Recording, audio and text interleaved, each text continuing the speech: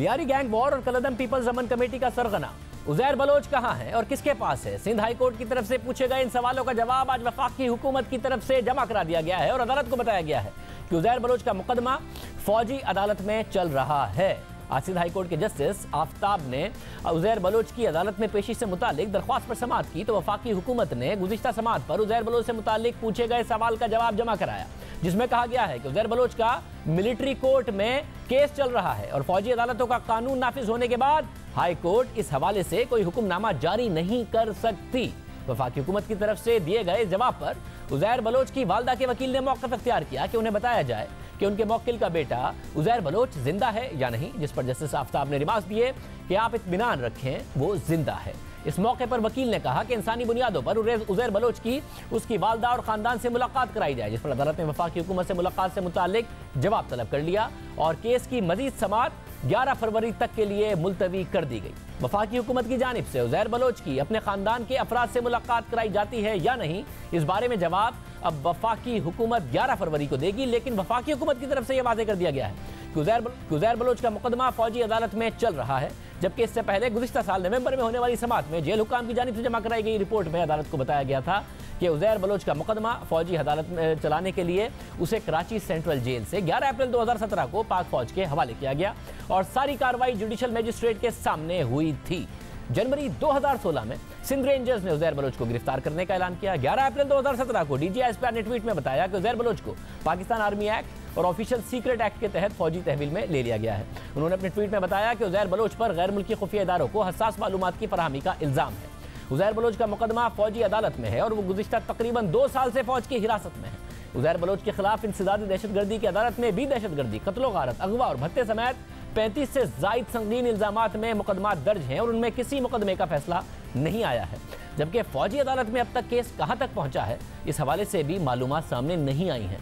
फौजी अदालतें सानह army public school के बाद कायम की गई ताकि मुल्क भर में दहशत अदालती कार्रवाई तेजी से मुकम्मल हो और दहशतगर्दों को अंजाम तक पहुंचाया जाए। इस हवाले से ISPR की जारी करदा इदाद शुमार के मुताबिक फौजी अदालतों के क़याम से अब तक हुकूमत ने 717 केसेस भेजे हैं। उनमें से 546 केसेस अदालतों ने निपटाए हैं। उनमें से 310 दहशतगर्दों को सजाए मौत सुनाई गई, जबकि 234 को कैद की सजाएं सुनाई गई। 2 मुल्जिमान को बरी भी किया गया।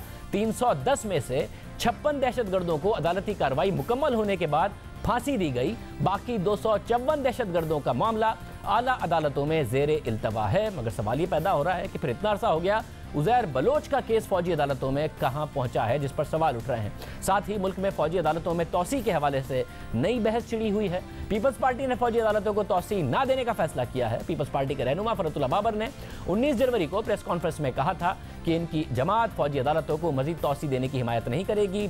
इसके अलावा बिलावल भुट्टो जरदारी का इस पर मौक़िफ़ बड़ा क्लियर है। पीपल्स पार्टी फौजी अदालतों को मजीद तौसी देने पर तैयार नहीं, लेकिन हुकूमत चाहती है कि 4 साल पहले कायम होने वाली मिलिट्री कोर्ट्स को एक और तौसी दी जाए।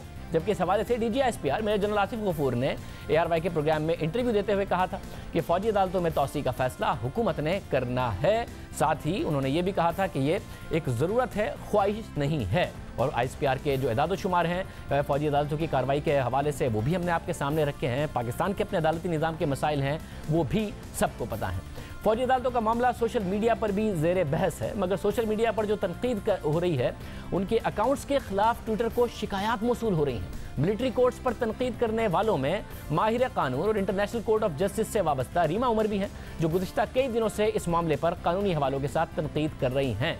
मगर अहमियत उस वक्त हो गई जब वज़ीर इत्तलात ने बाकायदा तौर पर उन्हें जवाब दिया, क्योंकि रीमा उमर के मुताबिक ट्विटर को उनके तनकीदी ट्वीट्स पर शिकायत मौसूल हुई हैं। इस हवाले से गुज़िश्ता रोज़ रीमा उमर ने ट्वीट किया कि ट्विटर को सरकारी सतह पर यह शिकायत मौसूल हुई है पाकिस्तान की तरफ से कि मेरी ये ट्वीट्स जो मिलिट्री कोर्ट्स के फौजी अदालतों के तरीक़ाकार पर सवालात उठाती हैं, वो पाकिस्तानी कवानीन की खिलाफ वर्जी करती हैं। रीमा उमर ने मजीद लिखा कि दिलचस्प वक्त है जब सरकारी अफसरान कानून के उन हवालों को जिनमें आइन और अदालती फैसले शामिल हैं, उन्हें कानून की खिलाफ वर्जी के तौर पर देखते हैं। रीमा उमर ने एक और ट्वीट में लिखा कि ट्विटर का मौक़िफ़ है कि उन्हें इस किस्म की कानूनी दरख्वास्तें कानून नाफिज करने वाले इदारों और हुकूमती एजेंसीज़ की जानिब से मौसूल होती हैं।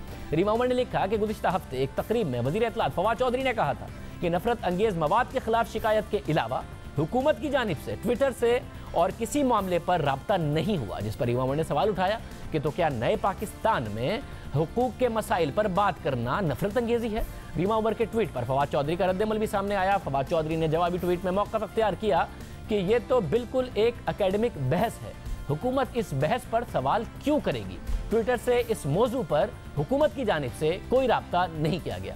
फवाद चौधरी के ट्वीट के जवाब में रीमा उमर ने एक बार फिर ट्वीट किया कि मैं आपकी वजाहत को सराहती हूँ, मगर ये मजीद सवालात को जन्म देती है। तो क्या ट्विटर खुद से ये ईमेल बना रहा है या कोई बहरूपिया खुद को हुकूमती ओहदेदार दिखाकर ये शिकायत कर रहा है, या फिर क्या शिकायत सरकारी सतह पर हुई हों लेकिन हुकूमत को इस हवाले से इल्म ही ना हो।